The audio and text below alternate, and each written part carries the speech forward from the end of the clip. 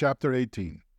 In that hour the disciples came to Jesus, saying, "Who then is the greatest in the kingdom of heaven?" Jesus called a little child to himself, and set him in the midst of them, and said, "Most assuredly I tell you, unless you turn and become as little children, you will in no way enter into the kingdom of heaven. Whoever therefore humbles himself as this little child, the same is the greatest in the kingdom of heaven. Whoever receives one such little child in my name receives me. But whoever causes one of these little ones who believe in me to stumble, it would be better for him that a huge millstone should be hung around his neck, and that he should be sunk in the depths of the sea. Woe to the world because of occasions of stumbling! For it must be that the occasions come, but woe to that person through whom the occasion comes. If your hand or foot causes you to stumble, cut it off and cast it from you. It is better for you to enter into life maimed or crippled, rather than having 2 hands or 2 feet to be cast into the eternal fire. If your eye causes you to stumble, pluck it out and cast it from you. It is better for you to enter into life with 1 eye, rather than having 2 eyes to be cast into the Gehenna of fire. See that you don't despise one of these little ones, for I tell you that in heaven their angels always see the face of my Father who is in heaven. For the Son of Man came to save that which was lost. What do you think?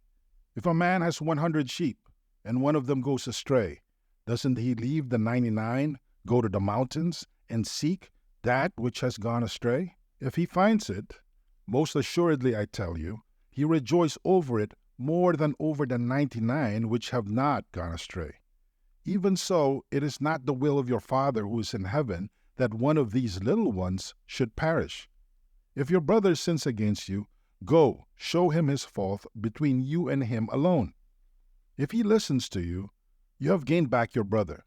But if he doesn't listen, take 1 or 2 more with you, that at the mouth of 2 or 3 witnesses every word may be established. If he refuses to listen to them, tell it to the assembly. If he refuses to hear the assembly also, let him be to you as a Gentile or a tax collector. Most assuredly I tell you, whatever things you will bind on earth will have been bound in heaven, and whatever things you will release on earth will have been released in heaven. Again, assuredly I tell you, that if 2 of you will agree on earth concerning anything that they will ask, it will be done for them by my Father who is in heaven. For where 2 or 3 are gathered together in my name, there I am in the midst of them. Then Peter came and said to him, Lord, how often shall my brother sin against me, and I forgive him? Until 7 times? Jesus said to him, I don't tell you until 7 times, but until 70 times 7. Therefore the kingdom of heaven is like a certain king who wanted to reconcile accounts with his servants.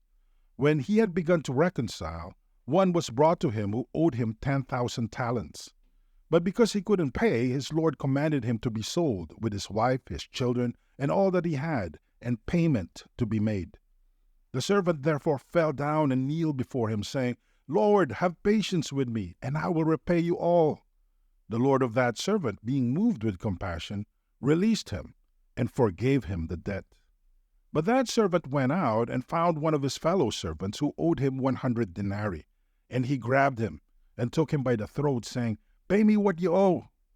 So his fellow servant fell down at his feet and begged him, saying, Have patience with me, and I will repay you. He would not, but went and cast him into prison until he should pay back that which was due.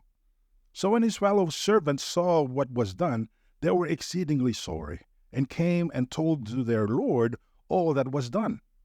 Then his Lord called him in and said to him, You wicked servant, I forgave you all that debt because you begged me. Shouldn't you also have had mercy on your fellow servant, even as I had mercy on you? His Lord was angry and delivered him to the tormentors until he should pay all that was due to him. So my heavenly Father will also do to you if you don't each forgive your brother from your hearts for his misdeeds.